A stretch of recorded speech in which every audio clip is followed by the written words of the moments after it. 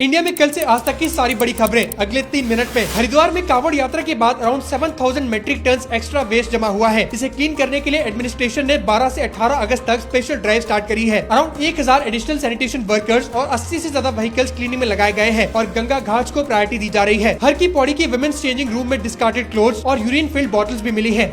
श्रीदेवी की 13 अगस्त को birth anniversary थी। इस दिन पर उनके हस्बैंड बॉनी कपूर ने उनकी डेथ से जुड़ी पुरानी डिटेल्स दोबारा शेयर करी। श्रीदेवी की 24 फरवरी 2018 को दुबई के होटल बाथटब में एक्सीडेंटल ड्राउनिंग के साथ डेथ हुई थी, जिसमें दुबई पुलिस को इन्वेस्टिगेशन के बाद फाउल प्ले नहीं मिला और बॉनी कपूर को क्लीन चिट दी गई। बॉनी कपूर के अकॉर्डिंग श्रीदेवी का ब्लड प्रेशर लो रहता था और डॉक्टर ने उन्हें सीवियर लो सॉल्ट डाइट अवॉइड करने की वार्निंग भी दी थी, लेकिन ऑफिशियली श्रीदेवी की डेथ एक्सीडेंटल ड्राउनिंग ही रिकॉर्ड हुई थी। लो सॉल्ट डाइट को उनकी डेथ का कंफर्म मेडिकल कॉस्ट नहीं बताया गया।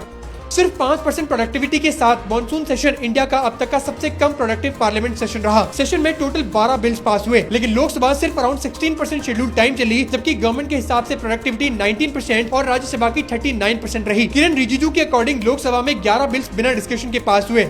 सुखबीर सिंह बादल पर महाराष्ट्र के नांदेड़ में माता साहिब गुरुद्वारा विजिट करने के दौरान अटैक हुआ। पुलिस के अकॉर्डिंग एक निहंग सेवादार ने कृपाण चंद पर हमला किया, जिसमें सुखबीर सिंह बादल के हाथ पर माइनर इंजरी हुई, लेकिन वो स्टेबल है और डेंजर से बाहर है। पुलिस ने क्लियर किया कि अटैक में सिर्फ एक अक्यूज इन्वॉल्व था, जिसकी पहचान जसपाल सिंह के रूप में हुई है।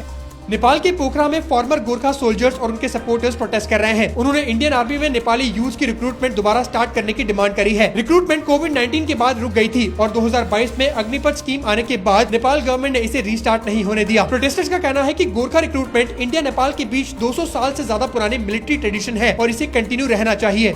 राजस्थान कैबिनेट ने uniform civil code bill 2026 approve कर दिया है। बिल को 20 अगस्त से शुरू होने वाले असेंबली मॉनसून सेशन में इंट्रोड्यूस किया जाएगा। इसका aim marriage, divorce, inheritance, maintenance और लिव इन रिलेशनशिप्स के लिए कॉमन लीगल फ्रेमवर्क बनाना है। कैबिनेट ने ट्रीज प्रोटेक्शन बिल भी अप्रूव किया है, जिसमें राजस्थान के स्टेट ट्री खेजड़ी के समेत 29 ट्री स्पीसीज को स्पेशल प्रोटेक्शन देने का प्रपोजल है।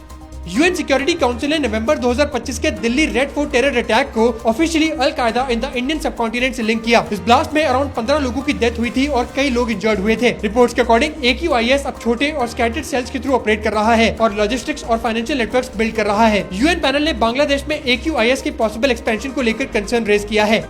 उत्तराखंड के चमोली डिस्ट्रिक्ट में एक अंडर कंस्ट्रक्शन टनल में पानी और डिब्री घुसने से 18 से 19 वर्कर्स फंस गए हैं। यह इंसिडेंट 13 अगस्त की शाम करीब 7 बजे पीपल कोटी एरिया में हुआ। अभी तक 16 वर्कर्स को सेफली रेस्क्यू कर लिया गया है, जबकि कम से कम 3 वर्कर्स अभी भी अंदर फंसे होने की आशंका है। रेस्क्यू ऑपरेशन में police, district administration, SDRF, NDRF, CISF, ITBP और आर्मी की टीम्स लगी हुई है। तो ऐसे करंट अफेयर्स के लिए मुझे फॉलो जरूर करना।